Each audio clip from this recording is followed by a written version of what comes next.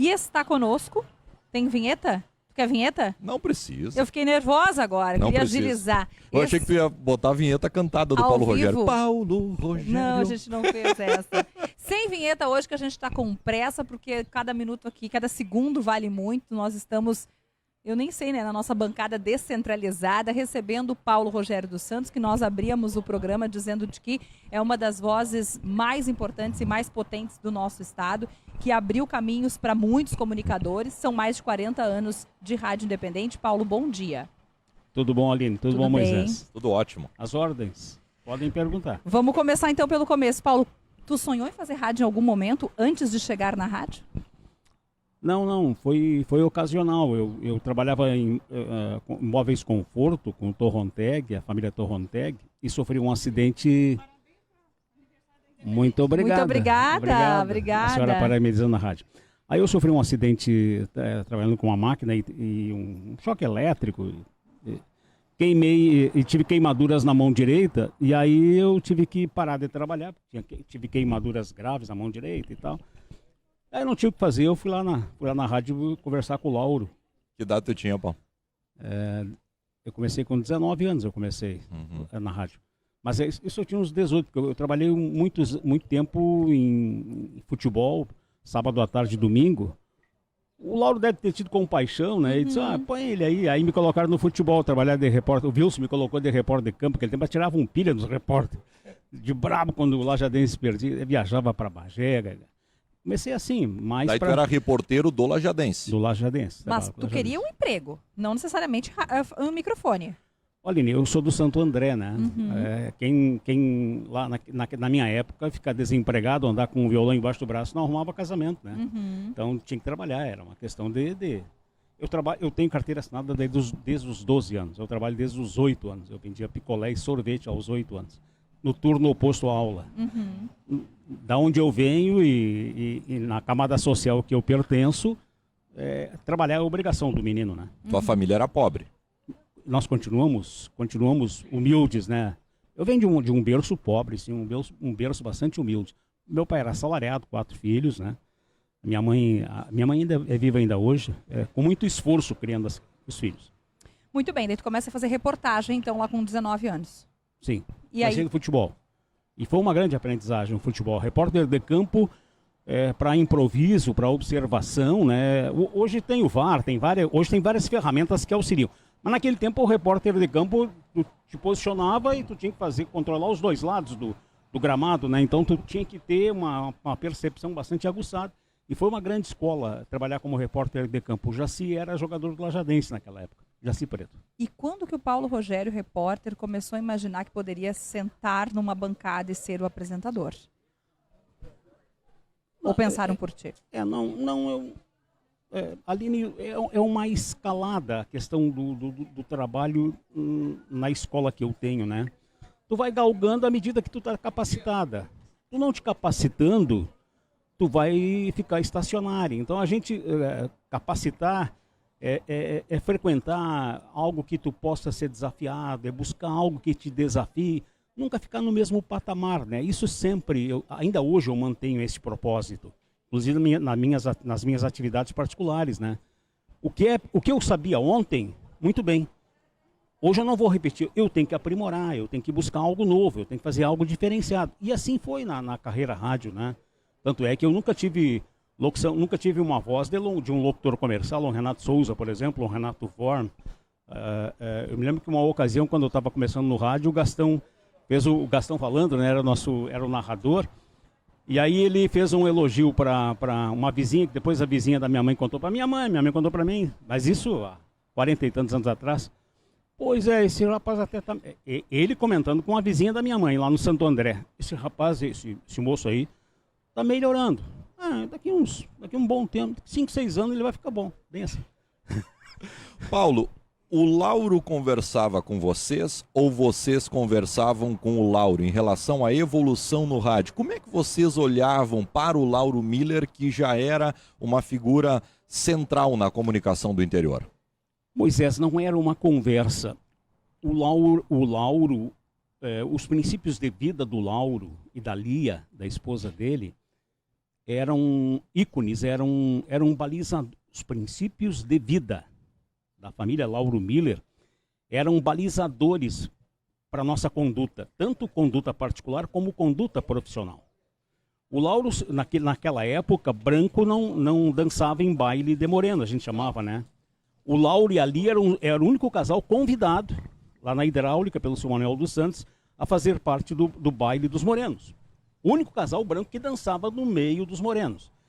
E nem por isso o Lauro se vangloriava, nem por isso ele enaltecia esse fato. Era um fato corriqueiro, por quê? Porque ele tratava todo mundo igual. O Lauro não tinha o propósito de buscar holofote, de ficar aparecendo com manchete, ele detestava manchete.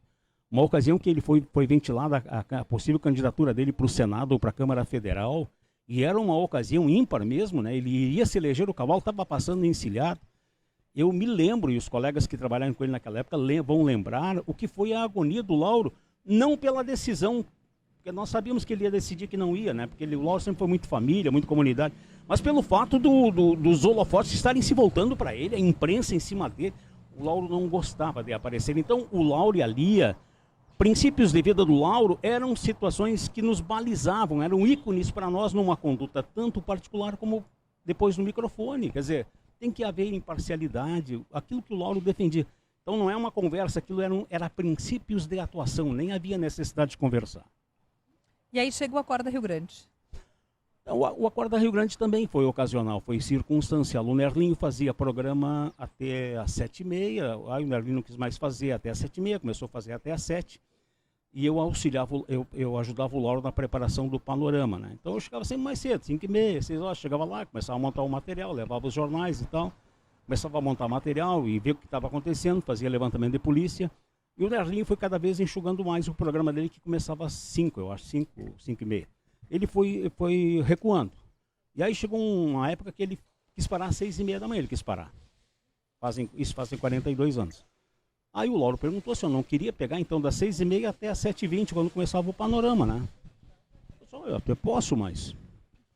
Não, eu vejo que tu pega falecimento aqui, tu pega a polícia, vamos fazer isso. E aí eu comecei a fazer num espaço que estava rodando música. Das 6h30 até às 7h20, que o panorama começava às 7h20, eu acho, ou 7h20, uma coisa assim. E aí o Nerlinho foi recuando mais ainda e eu fui pegando mais horário. O Nerlinho se aposentou, o falecido Nerlinho se aposentou e eu peguei o horário dele. Foi circunstancial, porque o Nerlinho fazia música sertaneja, né? Sertanejo caipira, com informação da hora, aquele tempo não se dava temperatura. Aí nós incorporamos temperatura, previsão do tempo, informações da polícia, fomos incorporando no Acorda Rio Grande. Ali tu tocava música ainda ou já parou de tocar música? Não, eu só tocava música aos domingos.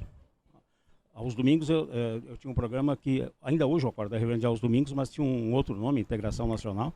Aí sim se rodava música, mas até às 5 e pouco, sim, de vez em quando se rodava música, às 5 e pouco da manhã. Mas depois das 6, muito raro o programa tocou música. Mas cedo pela manhã, Aline, me parece que no interior do estado, o Paulo Rogério é precursor nisso. Ele é vanguardista, porque as rádios tocavam música com informação. A Independente no interior se notabiliza por isso, antes das 7, de parar de tocar música. Ainda são poucas, hein? Ainda são poucas. No interior, né? Mas nós tínhamos uma equipe muito grande atuando, ainda hoje uma equipe muito grande atuando, né? Trazendo informações, polícia, reportagem, participações, entrevistas, sempre foi evoluindo muito isso. Muito bem, Paulo Rogério, que hora você dorme então, ao longo desses 40 anos? Normalmente eu deito, a minha guria de noite me toma algum tempo assim para fazer tema de casa, às vezes, para saber a influência da lua na Páscoa, essas coisas assim, né, que os velhos ajudam os mais novos, né? Por que a Páscoa cai em determinado... Bom, e aí ela me toma um tempo de noite, mas normalmente 9, 9h30 eu tô deitado. E aí levanto 3, 3h30, normalmente 3h30 da manhã eu levanto. E daí tu levanta e vai direto pra rádio ou faz alguma coisa, toma um café? Não, ainda reviso, não, café não, mas dou uma revisada na minha propriedade, ali perto, na volta da casa, né? E depois vou pra rádio, sim. Normalmente eu chego 1 hora antes na rádio. Nós visitamos muitos sites para recolher noticiário, né? Paulo, o que tu faz quando tu não tá na rádio? Quando tu fala da tua propriedade, a gente quer saber. É aquilo que eu falei do desafio, né, Aline? Eu lido com morango, eu lido com uva, eu lido com gado, eu lido com cavalo, eu lido com peixe. São várias situações que eu tenho e buscando evoluir, buscando... não precisa ser altamente lucrativo, mas tem que se pagar. Isso tem me envolvido, tem me tomado muito tempo, né? Tá equalizada a tua paixão pelo microfone e a paixão pela agricultura, Paulo? Não é que... Eu faço rádio não é por paixão, eu faço rádio por vocação, viu, Moisés? Eu faço rádio por um dever de obrigação, porque eu acho que o rádio, como a Rádio Independente faz e sempre fez, é um trabalho de utilidade pública. E eu acho que isso cada vez mais as pessoas deveriam ter em mente. Não precisa ser no microfone, pode ser em outra atividade, pode ser em outro a fazer. Nós precisamos ser uma ferramenta de utilidade pública e não só algo comercial, algo buscando lucro. Claro que eu não trabalho de graça, eu trabalho assalariado, eu trabalho por valores. Mas eu acho que o microfone, o rádio, aquilo que eu aprendi ao longo da vida, aquilo que eu consegui capitalizar em termos de conhecimento, eu tenho o dever de repassar. E é por isso que eu faço rádio. A agricultura é mais por um desafio, Moisés. Eu gosto muito da natureza, mas é mais um desafio pessoal, né? Porque eu não sou do interior, eu nasci no Santo André, no São Cristóvão do Santo André, mas eu gosto da lida do interior e gosto dos desafios do interior. Gosto muito ainda hoje e continuo me desafiando em vários projetos, né? E é isso que faz a tua comunicação ser tão próxima desta fatia do público, porque a gente sabe que o Acorda Rio Grande, a tua forma de comunicar, tem uma característica única que se comunica muito bem com o urbano e com o rural, com o agronegócio, com o pequeno produtor. A agricultura, esse teu desafio te ajuda nesse sentido? Como que tu faz, Paulo, para estar há 40 anos no ar, se comunicando com idades diferentes e pessoas de realidades diferentes? O urbano e o rural, acho que é o nosso grande exemplo da forma que tu comunica. Eu acho que sim, Aline, mas tem um outro fator que é preponderante, a sinceridade. Eu sou muito sincero. Se o Boleto está dando uma entrevista e está enchendo linguiça, Boleto, vamos ser mais objetivos, não importa.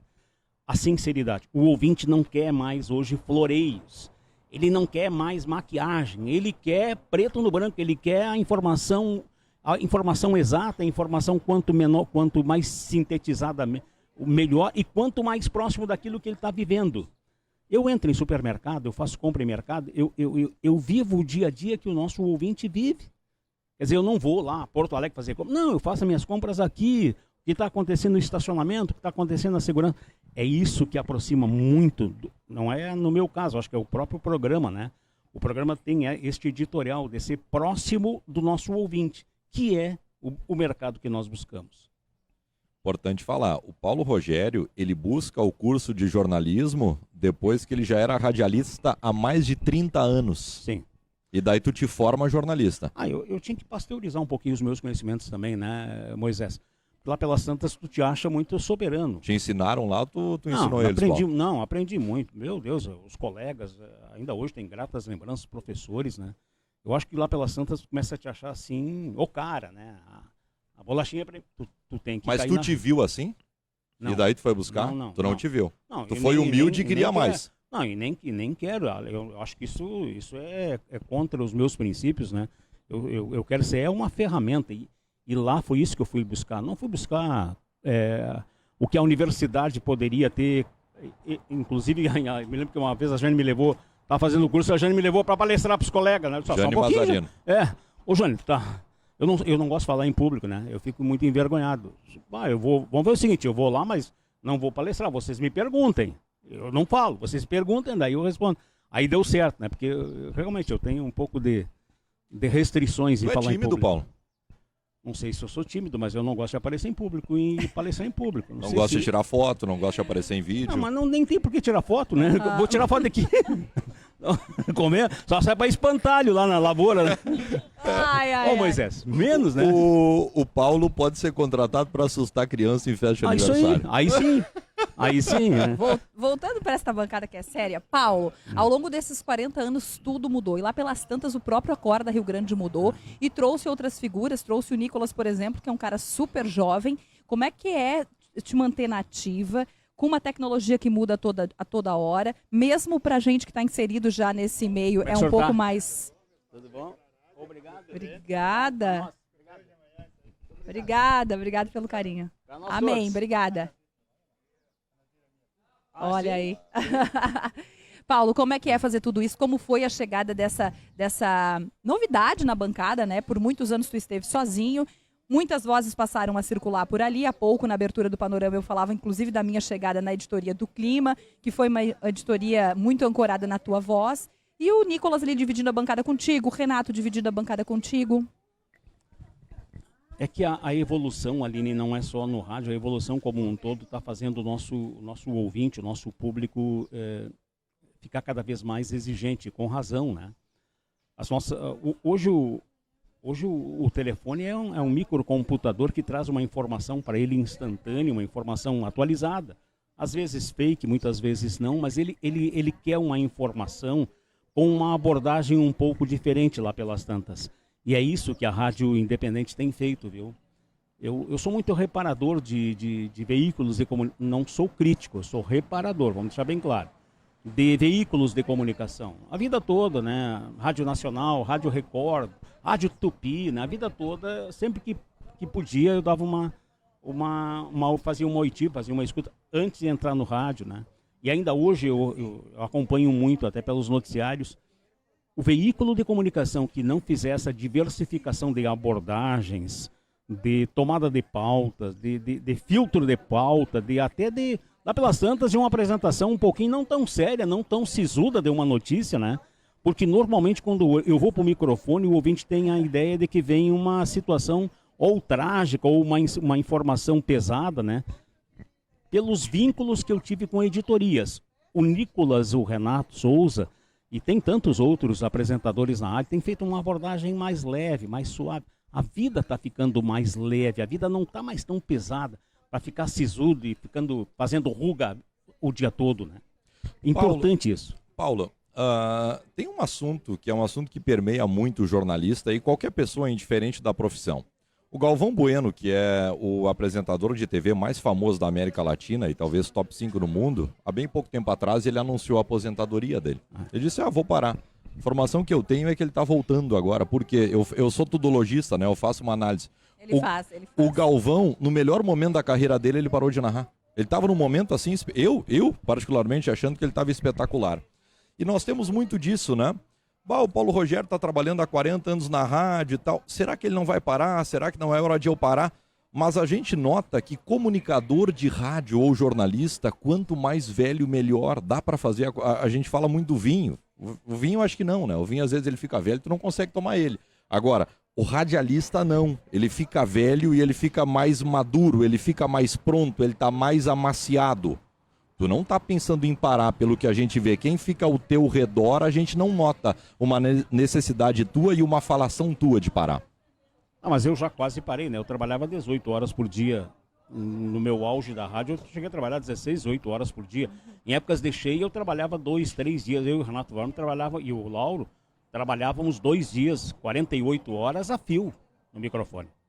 48 horas a fio. Tanto é que tinha ocasiões que a gente chegava a cochilar conversando no microfone, trazendo informações de cheia. Hoje a minha jornada tá, quando é situação de cheia, uma situação de eleições, me colocam 4, 5 horas, tem revezamento aqui. Eu já diminuí muito o ritmo, diminui bastante. Acho que ainda tenho a contribuir, especialmente pela carteira de clientes, pelo elo de ligação com ouvintes, acho que ainda tenho a contribuir. Mas o meu principal objetivo é que as pessoas que estão comigo se preparem, não para fazer o que eu faço, Moisés. Tem que se tirar o fantasma da parede, para fazer um rádio que o ouvinte queira dentro da transformação possível. Aline, para fechar, Nicolas, faz esse corte aí. Não sei se é para fechar, talvez eu tenha mais alguma. Ele tem a mania de fazer isso, Paulo. É que nós já temos 9h15, né? Tudo bem, não é quando a gente vai trazer o Paulo de novo aqui na bancada? Amanhã. Vai lá, conta. Vocês contaram bastidores que ele não queria dar essa entrevista? Contamos. Ele não queria. Aline, o Paulo é muito irritante. Ele é? Os caras chamam ele de Paulo Tragédia e ele leva na flauta. Paulo, por que isso, Paulo? Por que isso? É que eu fiz polícia há muitos anos, né, Aline? Tem vários casos que... Por exemplo, o caso do promotor Albano Malman, que morreu num acidente aéreo provocado pela Força Aérea Brasileira, quando ele estava pilotando o avião dele, que deu toda uma polêmica, o caso Alex Thomas. Essas situações todas, a rádio sempre cobriu e deu muita atenção. E, ocasionalmente, eu era o repórter policial na época. Aquele caso de Venâncio, né, que conseguimos reverter, um vereador lá de Venâncio que foi assassinado e que a primeira impressão era que ele teria se suicidado. De tanto nós insistir, trocar um delegado e tal, a gente conseguiu reverter, talvez por isso. Hoje a editoria de polícia é bem mais light, nós pegávamos pesado. Agora sim, antes de despedir, te liberar, a gente brinca, não sei se tu sabe, mas vou te contar agora, às vezes internamente a gente brinca assim, ó, bate um coração no Paulo Rogério, Às né? Em vezes. alguns momentos. Às vezes. Exatamente. O que faz teu coração bater? Teve algum momento, e com certeza deve ter tido, que tu te emocionou, que encheu o olho de lágrima e que agora aqui bateu pesado? Qual é a pauta ou qual foi a pauta que te mexeu? Que o teu coração bateu? Eu fui cobrir uma situação de incêndio na Fábio de Brito Azambuja, lá no São Cristóvão, bem pertinho do Centro Esportivo Municipal. Tinha pegado fogo numa casa de madrugada. Na época, eu era só repórter policial. E aí, quando eu cheguei lá, o bombeiro estava atendendo, aí o bombeiro disse, olha, aqui até queimou assim, mas tem uma situação bem mais grave logo ali adiante, acho que tem uma criança morta. Aí cheguei lá, realmente tinha, o menino ficou brincando com álcool e com fósforo, acho que foi com fósforo, e quando começou a pegar fogo, ele foi se esconder, acho que tinha 6 ou 8 anos, mais ou menos isso, e ele foi para debaixo da cama, do quarto dele, para se esconder do fogo que ele provocou e da arte que ele fez, e morreu carbonizado, embaixo da cama. Quando eu cheguei lá, o corpo ainda estava lá, né, a parte do corpo queimado, assim, carbonizado, né. A história e a presença daquele fato, ainda hoje, me dá um nó na garganta, né. Uma criança que fez uma arte e tentou se esconder da arte que fez, na inocência, foi para debaixo da cama, ele correu exatamente para o lado errado, pela inocência da criança, né, e morreu carbonizado embaixo da cama, né. Esse tipo de situação é que me comove muito. Isso realmente me dá um nó na garganta. Agora o restante, eu já transmiti velório, eu já transmiti enterro, pessoa sendo sepultada. Isso, o restante nada quando envolve criança, a inocência de uma criança e uma punição que na cabeça dele era para fugir. Foi para debaixo da cama se esconder e morreu carbonizado. Isso sim me comove bastante. Citei só um caso, né? Obrigada, Paulo, por vez ou outra, então, teu coração bater, né? Bater. Obrigada por ser esse elo de ligação aí dessa nova geração. Obrigada por fomentar talentos, por abrir espaço. Mas eu ainda acho que tem gente mais interessante para vocês entrevistar lá na rádio do que eu. Tudo bem, mas a gente fica muito feliz, Paulo, de ter te entrevistado. Abraço, pessoal. Abraço. Paulo é referência para Sim. todo o nosso time. Generoso. É. Paulo é uma figura generosa. Ele não aceita os elogios, mas não ele é aceita, referência mas ele pra sabe gente. que é. Ele sabe que é.